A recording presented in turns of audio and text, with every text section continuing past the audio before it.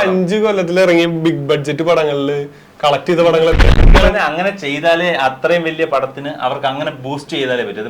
2 weeks റണ്ണിൽ 1000 crores ആണ് എല്ലാവരും expect ചെയ്യുന്നത്. നീ അറിയണ 10 രൂപ പോക്കറ്റിലില്ലാത്ത കൈ 10 രൂപ പോക്കറ്റിൽ. എന്റെ സ്വപ്നങ്ങൾ എപ്പോഴും വലുതാണ്. J2C ടോക്സിന്റെ മറ്റൊരു എപ്പിസോഡിലേക്ക് നിങ്ങൾക്ക് എല്ലാവർക്കും സ്വാഗതം. ഇത് നമ്മുടെ 2ാമത്തെ എപ്പിസോഡാണ്. ഇത് പണ്ട് ചില വിജേഴ്സ് ഇങ്ങനെയായിരുന്നു സംസാരിച്ചുകൊണ്ടിരുന്നത്. അവരുടെ പരിപാടിയൊക്കെ ഹിറ്റായിരുന്നു. അങ്ങനെയെങ്കിൽ ഈ പരിപാടി ഹിറ്റ് ആവട്ടെ എന്ന് വിചാരിച്ചാണ് ഞാൻ ഈ ഒരു സ്റ്റൈൽ പഠിച്ചിട്ടുള്ളത്. ഇന്ന് എന്റെ കൂടെ ഉള്ളത് അനീസാണ്. എന്നും എന്റെ കൂടെ ഉള്ളത് അനീസാണ്. ജോണും അനീസിനും പറയുന്ന ചില എന്റർടൈൻമെന്റ് വിശേഷങ്ങൾ, അതാണ് J2C. അപ്പോൾ അനീസ് തുടങ്ങിക്കോളൂ. ഈ പറഞ്ഞ കാര്യം നിങ്ങൾക്ക് മനസ്സിലായിട്ടുണ്ടാവില്ല. J2Cയിലേക്ക് സ്വാഗതം. നമ്മള് 2ാമത്തെ എപ്പിസോഡ് വന്നതാണ്. നമ്മൾ കഴിഞ്ഞ ദിവസം സൂക്ഷ്മദർശിനിയെ പറ്റി സംസാരിച്ചായിരുന്നു. അപ്പോൾ നമ്മൾ വിചാരിച്ചു കുറച്ച് സൂക്ഷ്മമായി സിനിമ നിരീക്ഷിച്ച് സംസാരിക്കാമെന്ന് വിചാരിച്ചു. അങ്ങനെ ജോൺ കണ്ടിട്ടില്ലാത്തൊരു സിനിമ ഞാൻ ജോണിനോട് പറഞ്ഞപ്പോൾ ജോൺ പറഞ്ഞു ജോണിന് ബേസിക്കലി അങ്ങനത്തെ സിനിമകൾ വലിയ താല്പര്യമില്ല. എനിക്ക് ബേസിക്കലി ബ്രഹ്മാണ്ഡ പാൻ ഇന്ത്യൻ ബിഗ് ബഡ്ജറ്റ് ചിത്രങ്ങളെ പറ്റിയാണ് പറയുന്നത്. നമ്മൾ കങ്കുവയാണ് ശരിക്കും ഇത് പറയാൻ കാര്യം. കങ്കുവ സിനിമ റീസെന്റ് ഭയങ്കര സംസാര വിഷയമായിരുന്നു. കഴിഞ്ഞ 2 ആഴ്ചകളോളമായിട്ട് പടം 14-ാം തീയതി നവംബർ 14 റിലീസായി. അവർ ഭയങ്കര എക്സ്പെക്ടേഷനിൽ വന്നതാണ്.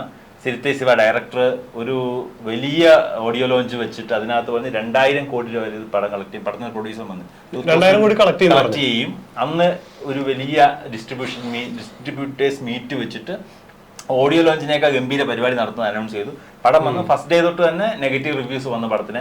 ആ നെഗറ്റീവ് റിവ്യൂസ് പടത്തിനെ വല്ലാതെ ബാധിച്ചു. വലിയ പടങ്ങൾക്ക് അങ്ങനെയാണല്ലോ. എനിക്ക് ഈ വലിയ പടങ്ങളോടുള്ള ഇത് പോയി എന്ന് പറയുന്നതിന്റെ കാര്യം അല്ല, പോയിന്ന് താല്പര്യമില്ലാത്തതിന്റെ കാര്യം അത് എപ്പോഴും ഡെലിവറി ചെയ്യാറില്ല. ഈ പറഞ്ഞ ഹൈപ്പ് കൊടുത്ത് കയറ്റി വെച്ചിട്ട് ഒന്ന് അത് കയറി അത്ര നിക്കണതിന്റെ ആണോ അറിയില്ല. അത് പോയി കാണുമ്പോൾ നമുക്ക് ഇത്രക്കുള്ള നമ്മൾ ഓവർ എക്സ്പെക്ടേഷൻ ഉണ്ടായിട്ട് പോയി കാണുന്നതിന്റെ പ്രശ്നമാണോ എന്ന് എനിക്കറിയില്ല. എനിക്ക് പിന്നെ അങ്ങനെ വല്ലാത്തൊരു ആക്ഷൻ പടം എന്ന് പറയുന്ന സാധനം ഞാൻ അതിന്റെ ഫാനല്ലാത്ത കാരണം അതുകൊണ്ട് ഞാൻ ഇതിനെ പറ്റി വലിയ ആധികാരികമായിട്ടൊന്നും പറയില്ല, അല്ലെങ്കിൽ ആധികാരികമായിട്ട് പറയില്ല. അതാണ് എന്റെ സംഭവം. എനിക്ക് ഈ പടങ്ങളൊക്കെ വരുന്നത് ഭയങ്കര ടോക്ക് ആവുന്നു, അതിനെപ്പറ്റി ഇത് ചെയ്യുന്നു, അതിന്റെ മാർക്കറ്റിംഗ് സംഭവം. അങ്ങനെ ചെയ്താലേ അത്രയും വലിയ പടത്തിന് അവർക്ക് അങ്ങനെ ബൂസ്റ്റ് ചെയ്താലേ പറ്റും. ഇതിപ്പോ ശരിക്കും പറഞ്ഞാൽ കങ്കുവ 350 കോടി രൂപയാണ് അതിന്റെ ബഡ്ജറ്റ് എന്ന് പറയുന്നത്. അപ്പൊ അവർക്കത് ആ രീതിയിൽ പ്രൊമോട്ട് ചെയ്ത് വെച്ച് അതിനെ അറൗണ്ട് ഒരു ബസ് ക്രിയേറ്റ് ചെയ്ത് എല്ലാവരും അതിനെപ്പറ്റി സംസാരിക്കുന്നു, ഇവരും അതിനെപ്പറ്റി സംസാരിക്കുന്നു. ആ ഒരു ഹൈപ്പ് ക്രിയേറ്റ് ചെയ്താൽ ആദ്യത്തെ 2 ആഴ്ച പടത്തിന്റെ ടോട്ടൽ ബുക്കിംഗ് കളക്ഷൻ ഇങ്ങനെ അല്ല, ഒരു സ്റ്റാർട്ടിങ് ഒരു ഇനീഷ്യൽ പുള്ളി എന്തായാലും ഫാൻസ് കൊടുക്കും. പക്ഷെ അതിന്റെ അപ്പുറത്തേക്ക് എല്ലാവരും ഈ ആഴ്ചയോ അടുത്ത ആഴ്ച ഈ പടം ഞാൻ കാണണമെന്ന് തീരുമാനിച്ചാൽ ഇവർക്ക് മാക്സിമം റിക്കവർ ചെയ്യാൻ പറ്റും. കാരണം ഒന്നാമത് പൈറസി ഒരു പ്രശ്നമാണ്. പിന്നെ OTT ഡീൽസ് ഒക്കെ നല്ല ഡീൽസ് ലോക്ക് ആവുന്നത് ഏറ്റവും എളുപ്പം തിയേറ്ററിൽ നിന്ന് OTTയിലേക്ക് പോകുമ്പോഴാണ്. അപ്പൊ അവർക്ക് മാക്സിമം ഒരു 2 വീക്സ് റണ്ണിൽ 1000 crores ആണ് എല്ലാവരും എക്സ്പെക്ട് ചെയ്യുന്നത്. അത് അവിടെ പ്രശ്നം വരുന്നത് ഈ 350 കോടി രൂപയ്ക്ക് 2000 കോടി കളക്ട് ചെയ്യുന്ന പടം 130 തട്ടി നിൽക്കുക. 200 എത്തുന്ന സംശയമാണ്. 350 കോടി 130 കോടി രൂപയാണ് കളക്ഷൻ ഇത്രയും ദിവസമായിട്ടും. അപ്പൊ അത് 200 എത്തിൽ നിന്ന് എത്തും എന്നുള്ള സംശയത്തിൽ നിൽക്കുക. അപ്പൊ തന്നെ പ്രൊഡ്യൂസർക്ക് അതിൽ നിന്ന് ഈ നമ്പറിൽ തന്നെ 150 ലോസ് ആണ്. പക്ഷെ ഈ 200 കോടി കളക്ഷൻ തിയേറ്റർ കളക്ഷൻ എന്ന് പറയുന്നത് 30%, 40% പ്രൊഡ്യൂസറിന്റെ ഡിസ്ട്രിബ്യൂട്ടറിന്റെ കൈ വരും. അപ്പൊ ഓട്ടോമാറ്റിക്കലി നോക്കുമ്പോൾ അവർ അനലിസ്റ്റ് പറയുന്നത് സൗത്ത് ഇന്ത്യയിലെ സൗത്ത് ഇന്ത്യയിലെ ഏറ്റവും വലിയ ഡിസാസ്റ്റർ ആയിട്ട് മാറും ഇത്. രാധേശ്യാം, പ്രഭാസിന്റെ രാധേശ്യാം ആയിരുന്നു തൊട്ടു മുന്നേ 250 കോടി രൂപയ്ക്ക് ആദിപുരുഷിന്റെ ബെനിഫിറ്റ് എന്താ വെച്ചാൽ ആദിപുരുഷ് 500 കോടി രൂപയ്ക്ക് വന്നിട്ട് നോർത്ത് ഇന്ത്യൻ മാർക്കറ്റിൽ മറ്റേ രാമായണം ബേസ് ചെയ്ത കളക്ഷൻ 500 കോടി മീറ്റ് ചെയ്യിച്ചു. രാധേശ്യാം 250 കോടി രൂപ ബഡ്ജറ്റ് വന്നിട്ട് 100 ചില്ലാനും കോടി രൂപ പ്രൊഡ്യൂസർക്ക് നഷ്ടമുണ്ട്. കൈ 10 രൂപ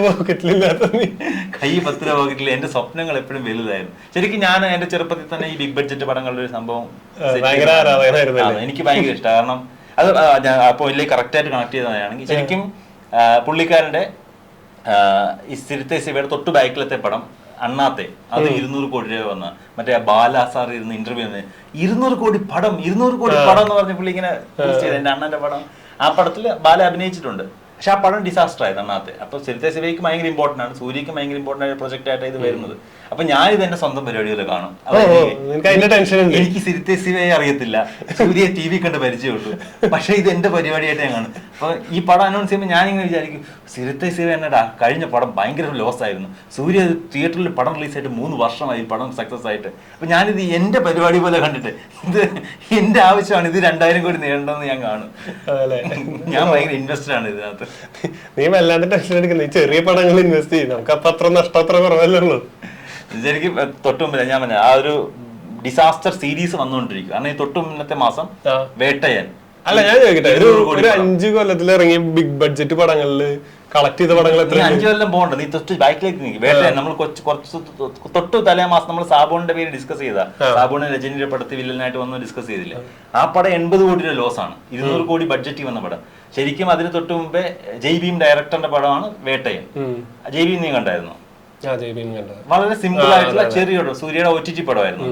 അപ്പോൾ ഭയങ്കര സീരിയസ് ആയിട്ടൊരു കാര്യം ഡിസ്കസ് ചെയ്യുന്ന സ്റ്റാർ പടം. ശരിക്കും അങ്ങനെ ചെയ്യേണ്ട ഒരു പടം തന്നെയാണ് വേട്ടയൻ. പക്ഷെ പുള്ളി അപ്പോഴത്തേക്ക് അതിന്റെ ക്യാൻവാസ് മാറ്റി, രജനിയെ റോപ്പ് ചെയ്തു, സൂപ്പർ സ്റ്റാർ വരുന്നു, അമിതാഭ് ബച്ചനെ കൊണ്ടുവരുന്നു, ശരിക്കും ഫഹദ് ഫാസിലിനെ മലയാളത്തിൽ നിന്ന് കൊണ്ടുവരുന്നു. അതായത് പാൻ ഇന്ത്യൻ സംഭവമാക്കാൻ വേണ്ടി അങ്ങനെ ഒരു കാസ്റ്റ് ചെയ്തിട്ട് എന്നാൽ ചെറിയൊരു സബ്ജക്റ്റും ആയിരുന്നത്. അപ്പൊ ഇവർക്ക് ആർക്ക് വന്ന് പെർഫോം ചെയ്യാനുള്ള സ്പേസ് സത്യത്തിൽ അതിലില്ല. അപ്പം 200 കോടി രൂപ 80 കോടി രൂപ നഷ്ടം ഉണ്ടാക്കി. എനിക്ക് പിന്നെ ഈ ബിഗ് ബഡ്ജറ്റ് പടം അതിന്റെ ചുറ്റുപാടുകളിലുള്ള ഈ ബഡ്ജറ്റും സ്ക്രിപ്റ്റിലേക്ക് ശ്രദ്ധ കുറഞ്ഞിട്ടുള്ള പോലത്തെ സാധനങ്ങൾ ചില പടങ്ങൾ കാണുമ്പോ തോന്നുന്നു നമുക്ക്. അതായത് ഈ കണ്ട കാശ് ചെലവാക്കിയത് മുഴുവനും അതിലാണ്. പണ്ട് ശങ്കറിന്റെ പടം എന്ന് പറയുന്നത്, ശങ്കറാണല്ലോ ഇതിന്റെ നമ്മുടെ അവിടുത്തെ തുടക്കക്കാരൻ. ആള് 2 സിനിമ എടുക്കുന്ന ഇതിന് 3 പാട്ടെടുക്കും. നമ്മുടെ ചെറുപ്പത്തിൽ അല്ല അന്ന് ബഡ്ജറ്റ് പടങ്ങൾ ആരാധകനായത് ശങ്കർ കാരണമാണ്. അന്ന് ഇത് കാണാനും ഭയങ്കര സംഭവം ഉണ്ട്. എന്താന്ന് വെച്ചാൽ വിഷ്വലി നമുക്ക് അങ്ങനത്തെ ഒരു ട്രീറ്റ് വേറൊരു സംഭവത്തിൽ ഒരു സിനിമയൊന്നും കിട്ടൂല, ഒരു മാധ്യമത്തിലും ഇല്ല, ഒരു ഇതിലില്ല. നമുക്ക് ഇന്ന് പല സംഭവങ്ങളും ഉണ്ടല്ലോ, അതിന്റെ ഇടയില് ഈ ഇങ്ങനെ പ്രൊജക്ട് ചെയ്ത് കാണിച്ചിട്ടും അത്ര വാവ് ഒരു ഫീല് നമുക്ക് ചില സമയത്ത് ഉണ്ടാവില്ല. പക്ഷെ ശങ്കറിന്റെ പടം അന്ന് കാണുമ്പോ അത് ഭയങ്കര അന്ന് ആ ബിഗ് സ്ക്രീനില് ശരിക്കും ജീൻസ് ഒക്കെ എല്ലാരും പറഞ്ഞ, അതായത് ലോകാത്ഭുതങ്ങൾ മൊത്തം ഒരു സിനിമയില് ഒരു പാട്ടിനകത്ത്, അതായത് ആ പാട്ട് ഷൂട്ട് ചെയ്യാൻ വേണ്ടി പുള്ളി ആ ലോകാത്ഭുതങ്ങളിലെല്ലാം പോയി പെർമിഷൻ എടുത്ത് അവിടെ ഷൂട്ട് ചെയ്ത് ആ പാട്ടിന്റെ കോസ്റ്റ് ആ പാട്ടിന്റെ കോസ്റ്റ് ശരിക്കും 4 പടങ്ങൾ പൂർത്തിയാകുമായിരുന്നു. പക്ഷെ പുള്ളി അങ്ങനെയാ ചെയ്തത്. പക്ഷെ അന്നൊന്നും സക്സസ്ഫുൾ ആയിരുന്നു. എനിക്കൊന്നും ശങ്കറിന്റെ ഇതിന്റെ കരിയർ ഹിസ്റ്ററി എന്ന് പറഞ്ഞാൽ ഒരു പടവും ഫ്ലോപ്പ് ആയിട്ടില്ലായിരുന്നു. റീസെന്റ് ടൈം വരെ ഒരു പടവും ഫ്ലോപ്പ് ആയിട്ടില്ല.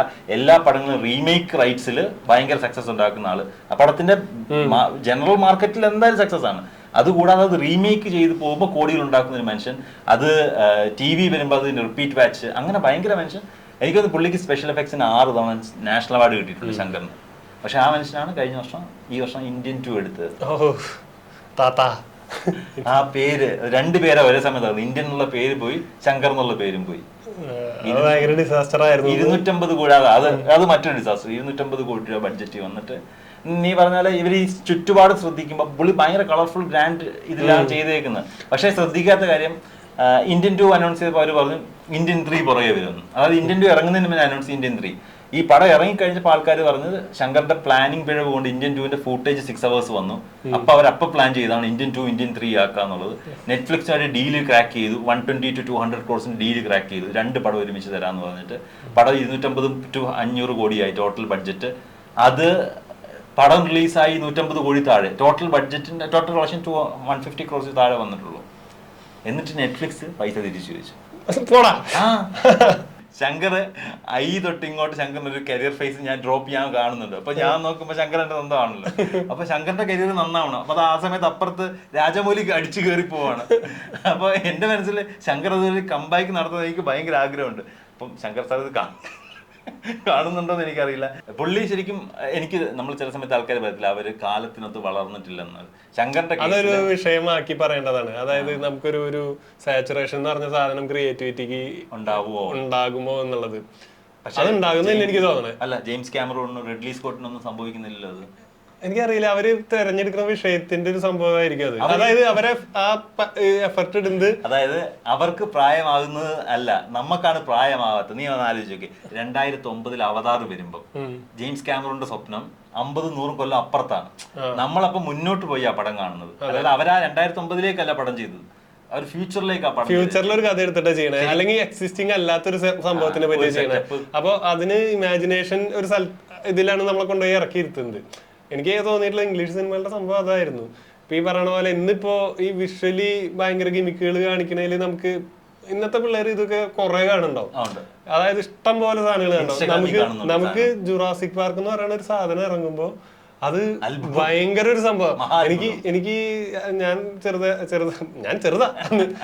അപ്പൊ ഈ ജുറാസിക് പാർക്ക് കണ്ടിട്ട് ചേച്ചി വന്നിട്ട് എനിക്ക് കഥ പറഞ്ഞിട്ടുണ്ട് ഈ ഡൈനോസറിനെ പറ്റി. അപ്പൊ ഞാൻ ഡൈനോസർ എന്നുള്ള സാധനം കേട്ടിട്ടില്ല. അപ്പൊ ഒരു ഭീകര ജീവിയാണെന്ന് അറിയാം. എന്റെ ചെറുപ്പത്തിലെ കൺസെപ്റ്റില് എനിക്ക് പേടിയുള്ള ജീവി പാറ്റയാണ്. അപ്പൊ വലിയൊരു പാറ്റ, അതിന്റെ കഥയാണെന്ന് നമ്മൾ വിചാരിക്കുന്നത്. എന്നിട്ട് എനിക്ക് ജുറാസിക് പാർക്ക് ഇപ്പോഴും കാണാൻ ഇഷ്ടമാണ്. പക്ഷെ അതിന് ശേഷം ഇതിന്റെ നമുക്കത് ഒരു പ്രാവശ്യം കണ്ടു, അത് നമുക്ക് ഓക്കെ വാവ് ആ സാധനം ഫീൽ ചെയ്തു. എനിക്ക് അവതാർ 2 ഒരു സാധനം തോന്നി. അതായത് ആ അവതാർ ഫസ്റ്റിൽ ആ ക്രിയേറ്റ് ചെയ്ത വേൾഡും എൻറ്റയർലി നമുക്ക് പുതിയൊരു സാധനം. അവതാർ 2 വരുമ്പോ നമുക്ക് അതൊരു ഇതുപോലെ നമ്മളൊരു സീരിയല് അതവിടെ ഇങ്ങനെയാണ്. ഇവരുടെ പ്രത്യേകത ഇതാണ്, ഈ ഐലൻഡിലുള്ളവരുടെ പ്രത്യേകത ഇതാണ്. അപ്പൊ ആ വിഷ്വലി ഉള്ള ഒരു സംഭവം ഇതുവരെ കാണാത്തൊരു സാധനം കാണിക്കാന്ന് പറയുന്നത് ആണ് ഈ ബിഗ് ബഡ്ജറ്റ് പടങ്ങളിലെ നമ്മൾ പ്രതീക്ഷിക്കുന്നത്. അത് മുമ്പ് സൗത്ത് ഇന്ത്യൻ സിനിമകൾ ഇത് രണ്ടും ഓക്കെ ആയിരുന്നു, സ്ക്രിപ്റ്റും കറക്റ്റ് ആയിരുന്നു, കാണാത്ത വിഷ്വൽസ്. പക്ഷെ ഇപ്പൊ നമുക്ക് ആ ഇത് കിട്ടും. ഇന്ത്യൻ വണ്ണല്ല, ഇന്ത്യൻ എന്ന് പറയുന്നത് എന്ത് അടിപൊളി ഭയങ്കര സംഭവം. പക്ഷെ 2 വന്നപ്പോഴത്തേക്ക് അതിനകത്ത് 3 അഭിനയം ആൾക്കാർക്ക് പ്രതീക്ഷയില്ലാത്തൊരു പടമായി മാറി. സോ ഇൻഡസ്ട്രിയെ ഇത് ബാധിക്കുന്നുണ്ട്. പൈസ ഇങ്ങനെ പമ്പ് ചെയ്യുന്ന പടങ്ങൾ ഡിസാസ്റ്ററായി മാറുന്ന ശരിക്കും ഇൻഡസ്ട്രിയെ ബാധിക്കുന്നുണ്ടെന്നുള്ളതാണ് എന്റെ കൺസേൺ. ബാക്കി നമ്മളെ ഇൻഡസ്ട്രിയിലല്ലാത്ത കാരണം അവിടെ നമ്മുടെ ഇൻഡസ്ട്രി ആയിട്ട് ഇതിനെ കാണുന്നത്. നമ്മളിതൊരു സിനിമ ഇൻഡസ്ട്രി മലയാള ഇൻഡസ്ട്രിയാണോ? ഞാൻ അവതാറിന്റെ ഇൻട്രസ്റ്റ് ആണ്. ഞാൻ കാൽക്കുലേറ്റ് ചെയ്യുമ്പോൾ 2009 അവതാർ 2000 കോടി രൂപയ്ക്ക് പ്രൊഡ്യൂസ് ചെയ്ത പടം, ഇന്ത്യൻ മണി 2000 കോടി പ്രൊഡ്യൂസ് ചെയ്ത പടം, 25,000 കോടി കളക്ഷൻ. അതാണ് ശരിക്കും ബിഗ് ബഡ്ജറ്റ് പടങ്ങൾ ഉണ്ടാക്കുന്നത്, 10 ഇരട്ടി കളക്ഷൻ. എന്നിട്ട് ഇന്നും ടോപ്പ് 1 എനിക്കൊന്ന് അവതാറാണ്. അവതാർ റീ റിലീസ് ചെയ്തപ്പോൾ വീണ്ടും കളക്ഷൻ വന്നിട്ട്, അവതാർ 2 റീ റിലീസ് ചെയ്തപ്പോൾ അവഞ്ചേഴ്സിനെ ബ്രേക്ക് ചെയ്ത് വീണ്ടും ടൈറ്റാനിക് ആയിരുന്നു ഒരു സമയത്ത് വലിയ കളക്ഷൻ റെക്കോർഡ്. ടൈറ്റാനിക്കിന്റെ കളക്ഷൻ റെക്കോർഡിനെ ബ്രേക്ക് ചെയ്താണ് അവതാർ 2009 25,000 crore എത്തിയത്. ഇപ്പൊ ടോപ്പ് 1 അവതാറാണ് എന്റെ വിചാരം. ഈ 4,000 കോടിക്കാണ് അവതാർ 2 ചെയ്യുന്നത്. അത് പക്ഷെ 20,000 കോടി എത്തിയിട്ടുള്ളൂ. അത് അവതാറിന്റെ താഴെയാ അവതാർ 2. അപ്പൊ ഞാൻ അവതാറിൽ ഇൻവെസ്റ്റ് ആവുന്ന അവിടെയാണ്. അവതാർ 2 അവതാറിന് അത്ര എത്തിയില്ലെന്ന്. ബഡ്ജറ്റ് പക്ഷെ ഡബിൾ ആയിട്ടുണ്ട്, പക്ഷെ കളക്ഷൻ ശ്രദ്ധിക്കണല്ലേ. ഇത് ജെയിംസ് കാമറൂൺ ശ്രദ്ധിക്കുന്നുണ്ട്, പക്ഷെ ഞാൻ ശ്രദ്ധിക്കുന്നുണ്ട്. ശരിക്കും നമ്മുടെ ഇൻഡസ്ട്രി, മലയാള ഇൻഡസ്ട്രി ഒരു സമയത്ത് നമ്മൾ കലാമൂല്യമുള്ള പടങ്ങൾ മാത്രം ചെയ്യുന്നതാണെന്നല്ല നമ്മളെ പറ്റി ആൾക്കാർ മലയാളത്തെ ബുദ്ധിയുള്ള മലയാളത്തിന് എനിക്ക് തോന്നുന്ന ഒരു കാര്യം എന്ന് പറഞ്ഞു കഴിഞ്ഞാൽ നമ്മള് ഇത്രയും വലിയൊരു ഇൻവെസ്റ്റ് ചെയ്തിട്ട് അത് റിട്ടേൺ വരാനുള്ള ഒരു മാർക്കറ്റ് ഇല്ലല്ലോ.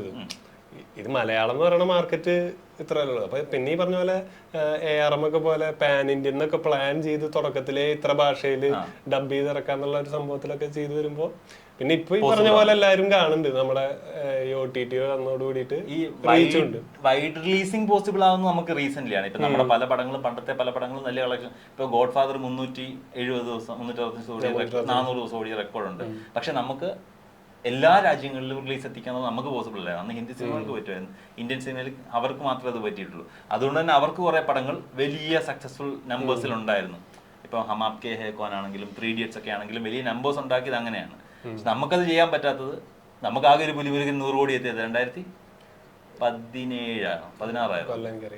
10 കൊല്ലം മുമ്പാണ് നമ്മൾ ആ നമ്പർ 50 കോടി, പിന്നെ ലാലേട്ടന്റെ പുലിമുരുകൻ 100 കോടി. അപ്പോഴാണ് നമ്മൾ ഈ നമ്പേഴ്സ് ക്രോസ് ചെയ്യുന്നത്. സോ ബിഗ് ബഡ്ജറ്റ് പടങ്ങൾ എന്റെ കണക്കില് എനിക്കിഷ്ടമാണെങ്കിലും, പക്ഷെ ഡിസാസ്റ്റേഴ്സ് ഇങ്ങനെ ഉണ്ടാക്കുന്നത് മൊത്തത്തിൽ ഇൻഡസ്ട്രിയെ ബാധിക്കുന്നുണ്ട്. അത് നിന്നെ വല്ലാതെ ബാധിക്കുന്നുണ്ട്. അനീസ് അസ്വസ്ഥനാണ്. ബിഗ് ബഡ്ജറ്റ് പടങ്ങൾ എടുക്കുന്നത് നിങ്ങൾ അനീസിന്റെ മാനസികാരോഗ്യം കൂടി കണക്കിലെടുക്കണം, കുറച്ചും കൂടി സൂക്ഷിക്കണം. പറ്റണ സ്ക്രിപ്റ്റ് ആളെന്ന് പറഞ്ഞ് കേൾപ്പിച്ചതിന് ശേഷം ഈ പ്രൊജക്ടിന് ഇറങ്ങാം. അപ്പൊ നമ്മുടെ ഇന്നത്തെ J2C, അതായത് ജോണിനും അനീസിനും പറയുന്ന എന്റർടൈൻമെന്റ് വിശേഷങ്ങളാണ് നിങ്ങളുമായിട്ട് പങ്കുവെച്ചത്. അപ്പൊ തുടങ്ങിയ പോലെ തന്നെ നമുക്ക് അവസാനിപ്പിക്കാം. നമുക്ക് വൈൻഡ് അപ്പ് ചെയ്യാണ്. This is Anees and John signing off. നിങ്ങൾക്ക് ബിഗ് ബഡ്ജറ്റ് പടങ്ങളെ പറ്റി നിങ്ങളുടെ അഭിപ്രായം, നിങ്ങൾ റീസെന്റ് കണ്ട ബിഗ് ബഡ്ജറ്റ് പടങ്ങൾ വർക്കായത് ഏതാണ് നിങ്ങൾ കമന്റ് ചെയ്യുക. അതുപോലെ തന്നെ ബിഗ് ബഡ്ജറ്റ് പടങ്ങൾ തിയേറ്റർ സക്സസ് ആക്കിയത്. എനിക്കൊന്ന് റീസെന്റ് കൽക്കി മാത്രമേ ഉള്ളൂ തോന്നുന്നു അല്ലേ, വലിയ കൽക്കി മാത്രം എന്റെ അഭിപ്രായത്തിൽ റീസെന്റ് അത് ആ മാർക്ക് സ്കോർ ചെയ്തിട്ടുള്ളൂ. അപ്പോൾ നിങ്ങൾക്ക് തോന്നി നല്ല ബിഗ് ബഡ്ജറ്റ് പടങ്ങൾ, പാൻ ഇന്ത്യൻ പടങ്ങൾ ഏതാണ് കമന്റ് ചെയ്യുക. സോ അടുത്ത എപ്പിസോഡിന് കാത്തിരിക്കുക. J2C by.